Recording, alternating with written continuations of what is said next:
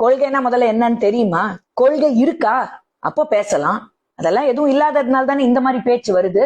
திரு விஜய் அவர்கள் 10வது 12வது மாணவர்களுக்கு எப்போதுமே அந்த ஃபங்க்ஷனை நடத்துவார். இது ஒன்றும் புதுசு இல்லை. அவர் ஒன்றும் இது அரசியலுக்கு வந்ததுக்கு அப்புறம் அந்த ஃபங்க்ஷன் அவர் நடத்துறது இல்ல. பல ஆண்டுகளா அதை நடத்திக்கிட்டு வர்றாரு திரு விஜய் அவர்கள். அங்க பசங்களை கூட்டிக்கிட்டு போன, அதுவும் குறிப்பா பெண்களை கூட்டிட்டு போன பெத்தவங்களை பத்தி இவர் என்னமோ கேள்வி கேட்கிறாரு திரு வேல்முருகன் அவர்கள். அதாவது நீங்க இந்த மாதிரி எல்லாம் கூட்டு போய் ஒரு கூத்தாடி நடத்துற ஃபங்க்ஷன்ல உங்க பொண்ணுங்களை நீங்க கூட்டு போயிட்டு வரீங்க, இப்படி எல்லாம் செஞ்சீங்கன்னா நாளைக்கு உங்க பொண்ணுங்களை யாரு கல்யாணம் பண்ணிப்பாங்க? What is this nonsense? என்ன, what are you trying to say? அந்த ஃபங்க்ஷனுக்கு போயிட்டு வந்தா அது தப்பா? அண்ட் அதுல வேற அவங்க கட்டி பிடிப்பாங்களா, முத்தம் கொடுப்பாங்களா? என்ன பேச்சு இதெல்லாம்?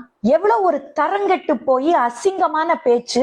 எப்படி ஒரு பப்ளிக் மேடையில இவ்வளவு அசிங்கமா கேவலமா பேசலாம்? எனக்கு கோவம் வந்துடுச்சு இத பார்த்துட்டு.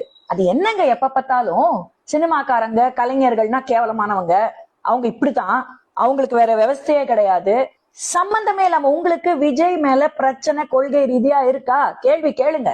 நானும் இப்போ வரைக்கும் கொள்கை ரீதியா நான் பல வீடியோஸ் விஜய்க்கு அகேன்ஸ்டா போட்டிருக்கேன், கொள்கை ரீதியா. ஆனா திவ்யா சத்யராஜ் எபிசோடா இருக்கட்டும், இதுவா இருக்கட்டும், இந்த பர்சனல் அட்டாக்ங்கிறது அசிங்கம். என்னது இது? அவரு என்னைக்குமே இந்த மாணவர்களுக்கு இந்த ஃபங்க்ஷன் நடத்துறது வழக்கம். அதை போய் இவ்வளவு கொச்சப்படுத்தி கேவலப்படுத்தி யாரை சாட்டிஸ்ஃபை பண்ணணும்னு இந்த மாதிரி ஒரு ஸ்பீச். ஏன்னா இன்னைக்குதான் புதுசா விஜய் இந்த ஃபங்க்ஷன் நடத்துறாரு, உங்களுக்கு தெரியாதா இத்தனை வருஷமா அவர் நடத்திக்கிட்டு இருக்கிறது?